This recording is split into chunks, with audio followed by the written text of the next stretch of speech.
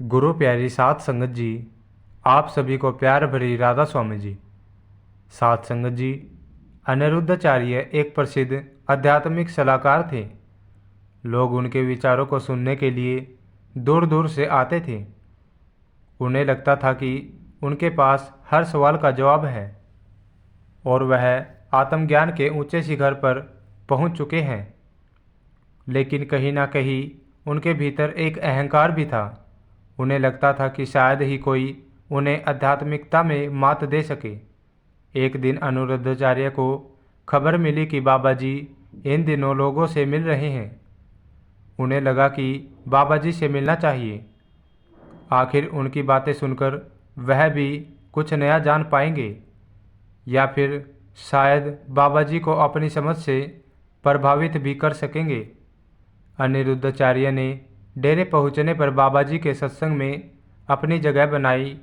वहां लोगों की भीड़ थी, लेकिन बाबा जी के चेहरे पर शांति का एक अद्भुत भाव था। अनिरुद्धाचार्य ने सोच रखा था कि वह बाबा जी से कुछ कठिन प्रश्न पूछेंगे, जिनका जवाब शायद उनके पास ना हो। सत्संग समाप्त होने पर अनिरुद्धाचार्य को बाबा जी से मिलने का मौका मिला।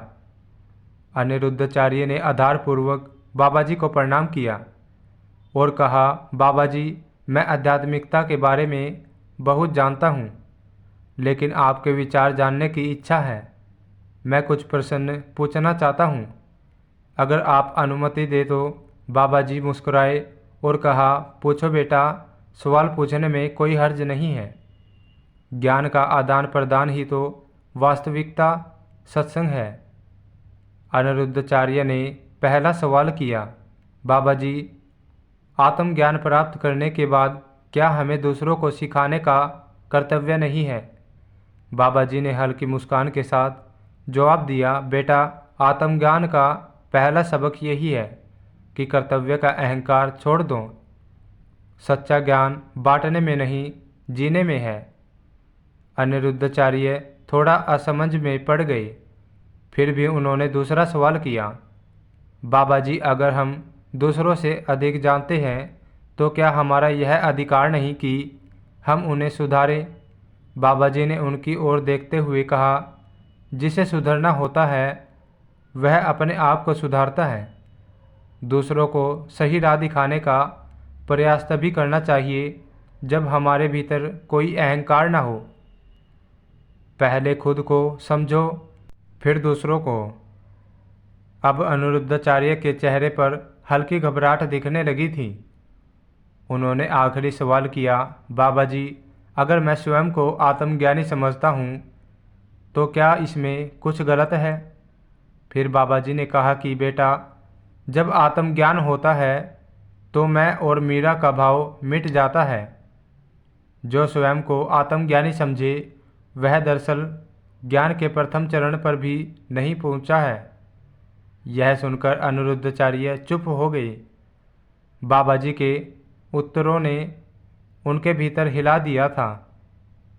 वह समझ गए थे कि जो उन्होंने सोचा था वह केवल उनके अहंकार का एक हिस्सा था। अनिरुद्धाचार्य बाबा जी को प्रणाम किया और बिना कुछ अपने मन में एक नई दृष्टि के साथ वापस लौट आए। इस यात्रा ने अनिरुद्धाचार्य को एक नई दिशा दी।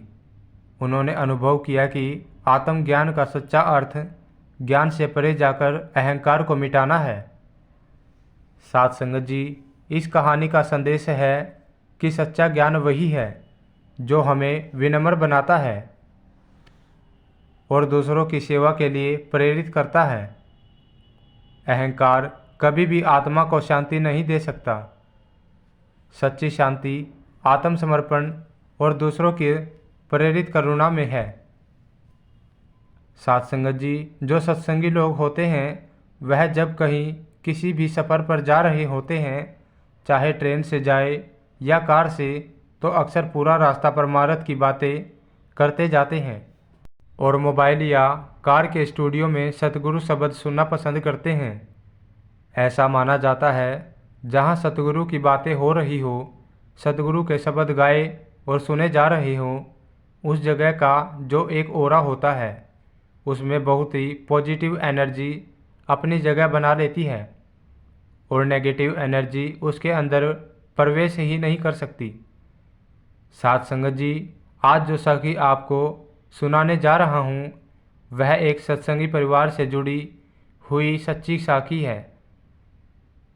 जब परिवार के एक सदस्य ने यह बात साझा की थी तो यह सुनकर सारी संगत हैरान रह गई थी। आप सभी से मेरी विनती है, साखी को पूरा जरूर सुनिए जी। इस परिवार में पति पत्नी और एक बच्चा है। इन्होंने बताया कि एक बार हम तीनों लोग छुट्टियां मनाने के लिए अपनी कार से मनाली जा रहे थे और हमारी एक आदत है कि हम कार में सफ़र करते समय पूरा रास्ता बाबा जी के भजन और सत्संग सुनते हैं। तो उस दिन जब हम अपने घर से निकले तो हमने बाबा जी के शब्द चला दिए और शब्द सुनते हुए और बातें करते हुए हम मनाली की तरफ निकल पड़े। मनाली हमारे शहर से लगभग 8 से 9 घंटे की दूरी पर है और हम लोग सुबह लगभग 8 बजे निकले थे और रास्ते में हम 3 से 4 बार खाने पीने के लिए भी रुके थे।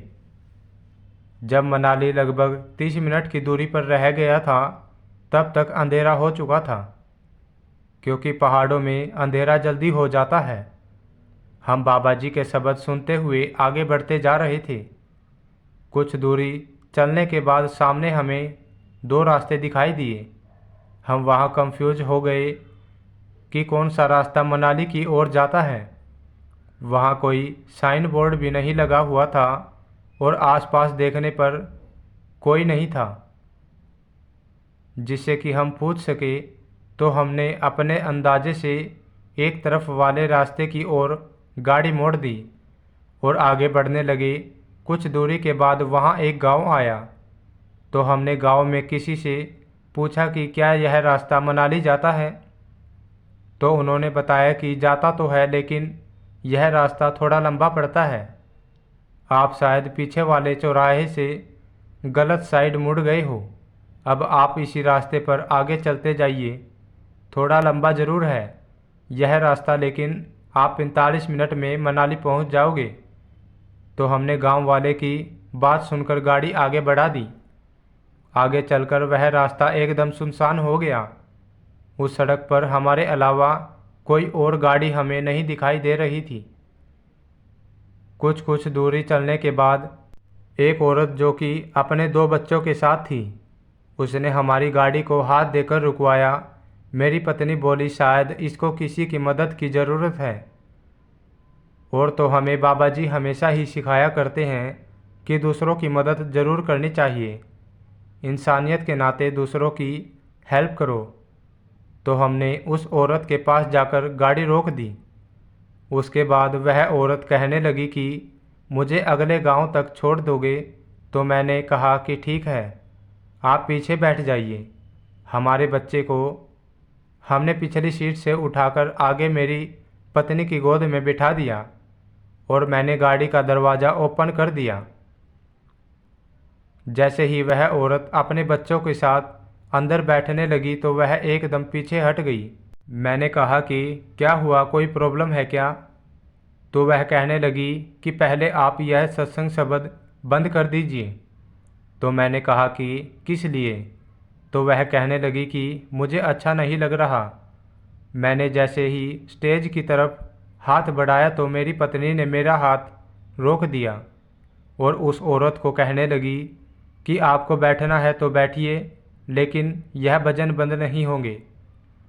तो यह सुनकर औरत के बच्चे रोने लगे और उनके रोने की आवाज़ किसी आम बच्चे के रोने जैसी नहीं थी। उनके रोने का अंदाज और आवाज़ एकदम अलग थी, जो हमने पहले कभी भी नहीं सुनी थी। यह देखकर हम डर गए और मैंने बाबा जी के शब्द और तेज़ आवाज़ में कर दिए। जब मैंने आवाज़ बढ़ाई तो उस औरत और उसके बच्चों से वह आवाज़ सहन नहीं हुई और वह तीनों हमारी कार से पीछे हट गए। तब तक हम समझ चुके थे कि यह कोई इंसान तो नहीं है। इसके बाद मैंने थोड़ा पीछे होकर पीछे वाली सीट का दरवाज़ा बंद किया और मैंने वहाँ से गाड़ी भगा ली। लगभग अगले 10 किलोमीटर तक हमें उस औरत और उसके बच्चों की रोने की आवाज़ें आती रही। हम उस दिन बहुत डर गए और हमने बाबा जी के शब्दों की वॉल्यूम इतनी तेज कर दी कि उस औरत और उसके बच्चों की रोने की आवाज़ दब गई। और मैंने पूरा रास्ता कहीं गाड़ी नहीं रोकी और कुछ देर के बाद हम मनाली अपने होटल में पहुंच गए। तब मैंने अपनी पत्नी से इस बारे में बात की तो हमें समझ आया कि बाबा जी के शब्द कार में चलने की वजह से वहाँ नेगेटिव चीज़ एंटर नहीं कर सकी, क्योंकि जहाँ मालिक की चर्चा होती है वहाँ एक ओरा बन जाता है और उसको भेद पाना किसी नेगेटिव ऊर्जा के बस की बात नहीं होती। मालिक से बढ़कर और मालिक से ज़्यादा ताकतवर इस संसार में दूसरी कोई चीज़ नहीं है। और जब यह नेगेटिव चीज़ें भी इस चीज़ को समझती है कि ऐसे में घुस पाना उनकी शक्तियों के परे की बात है। साथ संगत जी, यह तो बात थी एक सफ़र की, लेकिन सत्संगी अक्सर घर में भी बाबा जी के शब्द चलाकर रखते हैं। जो ऐसा करते हैं तो यकीन मानिए कि आपके घर का और भी पॉजिटिव बन जाता है और आपके घर को ना कभी कोई काला जादू या नेगेटिव ऊर्जा कुछ बिगाड़ नहीं सकती। जिस घर में नाम की चर्चा है उस घर में खुद बाबा जी हर समय विराजमान रहते हैं। इसलिए हमें हमेशा ही अपने घरों में सुबह और शाम थोड़ी देर के लिए बाबा जी का सत्संग शब्द या साखियाँ चलाकर सुनते रहना चाहिए। ऐसा करने से हमारा मन भी पॉजिटिव होता है और घर का जो ओरा होता है वो भी स्ट्रोंग होता है और हमें गलत चीज़ों से बचाकर रखता है। हम अक्सर देखते हैं कि डेरे में जब लंगर बनाया जा रहा होता है तो बीवियाँ सतगुरु के शब्द गाते हुए लंगर तैयार करती है, और अगर हम अपने घरों में भी बाबा जी के शब्द गाते हुए खाना बनाएंगे तो वह खाना भी गुरु घर के लंगर के समान ही हो जाता है और ऐसा खाना खाकर हमारा मन निर्मल होता है। बुरे विचार हमारे मन में नहीं आते। वह कहते हैं ना, जैसा खाए अन्न वैसा होए मन। जिस अन्न में शब्दों का संचार कर दिया जाता है फिर वह प्रसाद बन जाता है। और अगर आपके घर का कोई सदस्य सत्संग सिमरन को नहीं मानता तो अगर आप हर रोज़ ऐसा खाना बनाकर उसे खिलाएंगे तो यकीनन एक दिन उसकी विचारधारा बदल जाएगी। साथ संगत जी, आज की यह प्रेरणादायक साखी अगर आपको सच में अच्छी लगी तो वीडियो को ज़्यादा से ज़्यादा शेयर ज़रूर कीजिए और कमेंट में राधा स्वामी लिखना मत भूलना जी। मिलते हैं एक और नई वीडियो के साथ। तब तक के लिए आप सभी को मेरी तरफ से प्यार भरी राधा स्वामी जी।